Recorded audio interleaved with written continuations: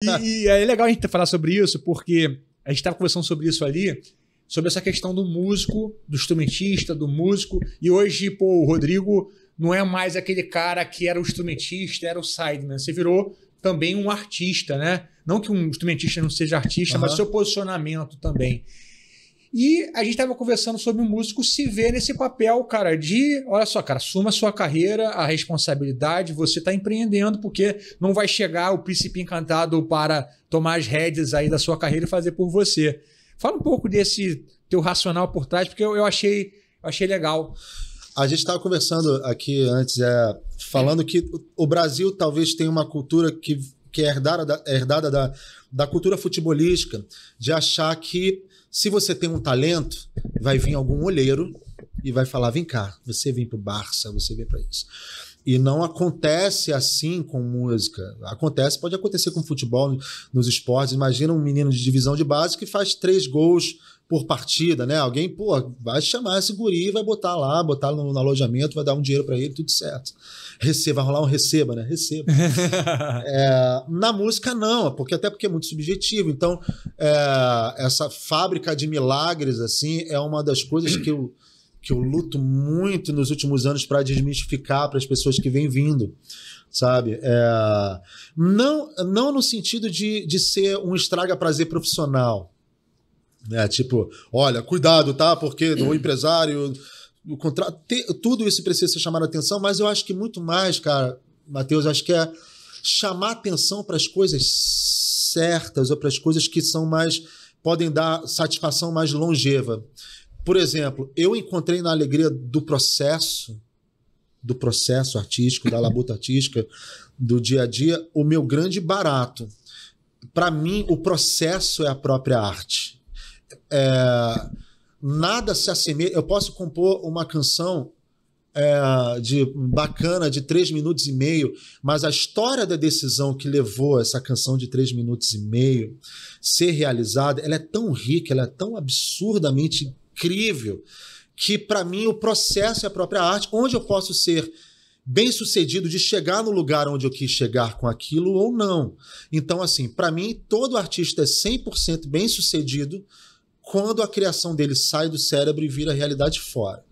Ele pode ser bem sucedido depois comercialmente, tem milhares de maneiras de ser bem sucedido. Então, sucesso precisa ter um outro tipo de definição entre nós, principalmente nós da classe, porque nem todos conseguirão sucesso comercial exatamente, mas não pode anular a nossa capacidade criativa de realização. Então, e passei a entender isso e saber que, cara, isso aqui é mais uma música, isso aqui é mais um disco, isso aqui é mais uma coisa, parte da minha história, da qual eu tenho carinho, mas não me apego. Não é sobre aquilo ser bem sucedido exatamente para as pessoas, e sim se está condizente com aquilo que eu quis passar naquela narrativa. Aí eu estou passando a ser quase que feliz para sempre. Claro que eu passo por angústias, porque uma vez entregue o trabalho, gravei o disco agora, onde fui feliz, gravei com o Cassim, que é um baita no produtor. Sim, aqui da Botafogo, né? O Cassim produziu coisas maravilhosas e foi um processo delicioso, onde, cara, a gente definia, às vezes, os instrumentos pela gargalhada que a gente dava. Assim, tipo assim, isso é maravilhoso, vamos colocar no disco. Nem parecia que eu estava gravando um disco. A gente começava a rir das coisas e tudo, então foi tão fluido. Quanto tempo vocês ficaram?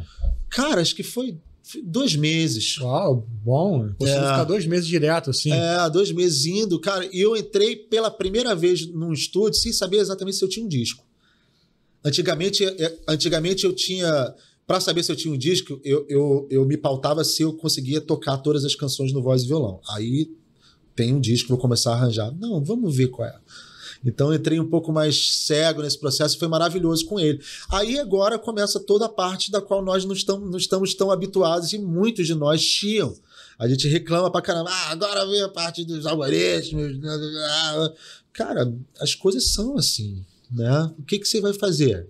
Eu falo pra galera assim, bem-vindo ao mundo adulto. Bem-vindo ao mundo adulto. Eu falei isso uma outra vez com a minha audiência, assim. A gente precisa ter um olhar crítico para as coisas novas, para as ferramentas novas, o TikTok, todas as coisas onde fazem nossas coisas performarem, mas precisa ter cuidado de não ser um ludista. O ludismo foi um movimento da Revolução Industrial, onde as pessoas, ao serem substituídas por máquinas, começavam a quebrá-las. A gente olha isso em retrospecto e você fala, nossa, que idiotice. Uhum. Claro que não. Mas agora, há pouco tempo, a gente viu taxistas quebrando carros do Uber. E a gente vê, cara, será que eu não estou sendo ludista e ficar falando tão mal do TikTok, dos algoritmos e tudo? Então, tem um senso crítico de tentar aceitar o que vem e como a gente pode se beneficiar dessa bagaça, entendeu? Sim. Mas realmente é um desafio pra gente, cara, porque se a gente olha ao redor dos algoritmos da coisa, não dá muito estímulo a ser criativo, porque é tudo muito, muito banal, é tosco, não tem esse estímulo a gente... Caraca, você faz assim no teu Instagram, eu fico mais triste que feliz, cara. Tipo assim, pô, e eu tenho o direito de escolha de seguir todas as pessoas que tem ali. Eu fico mais, caralho, que imbecil, cara, que merda, isso aqui, nossa, que troço ruim. É um desafio pra gente performar nessas coisas. Acho que é isso que eu tô querendo dizer. Mas sabe o que acontece, cara? Nós temos hoje em dia os streamings, né, cara? Um Spotify, um Deezer, que é um lugar para música. Que até agora tem videozinho lá, né? Uhum. Você abre o Spotify, tá botando... Mas ok, é música. Já o TikTok e o Instagram e o YouTube não são plataformas para músicos. Uhum. É uma plataforma muito mais visual do que qualquer outra coisa. E é uma plataforma que eles chamam de propícia ao infotenimento, né? Uhum. Que é uma informação, a informação pode ser jornal, jornalística, pode ser cultural, mas com entretenimento. Total. É isso que é. Total. E não tem como ser outra coisa. Aí, lutar contra isso que é o problema. Por exemplo, aqui no YouTube a gente tem um formato que é o podcast. Foi a maneira que eu consegui, cara, adaptar um conteúdo, falar para músicos e para guitarristas dentro de um formato que é atual. Uhum. E eu acho que é uma maneira de, cara, vamos lá, não vou entregar os pontos. Sim. Os meus vídeos tocando, os meus vídeos ensinando, não estão performando como performaram há 10 anos, há 8 anos, mas tem um outro formato que eu posso me adaptar e continuar falando para o meu público e crescendo. Eu falei isso com você, eu queria já deixar registrado no podcast, é que uma das maiores contribuições, você já contribui muito com a nossa classe, no teu comprometimento de formar pessoas e levar de uma forma tão bonita o conhecimento para quem está afim de mergulhar mais na guitarra e nesse universo todo que envolve isso.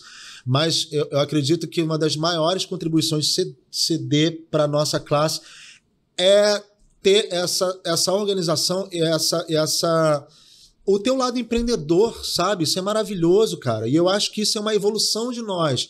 Isso não torna ninguém... Você ser empreendedor do que você faz não torna ninguém menos artista. Muito pelo contrário. Eu acho que a evolução do artista em 2022 é não cortar a orelha, é não morrer de fome, é a gente ter uma vida cada vez mais digna e comunicando com cada vez mais pessoas. Isso, para mim, é aulas. Tipo assim, Matheus, aulas, assim, que eu queria te parabenizar assim, pelo esse espaço, porque é sempre papo muito bacana, é uma maneira que você performa muito boa. Pô, são mais de 700 vídeos que você já gravou, cara. Essa é uma habilidade de comunicação que ela, acredito que ela não tenha vindo naturalmente com você, mas você foi adaptando e fazendo. No 100º vídeo você já era outro, no 100º, cara... É uma habilidade adquirida, né? A gente pode adquirir outras habilidades de fazer o nosso pensamento e a nossa arte chegar nas pessoas. Isso é muito positivo. Pô, legal, obrigado, Rodrigo. E você falou uma coisa que eu acho legal. Você falou assim, não se ver menos artista. Exato.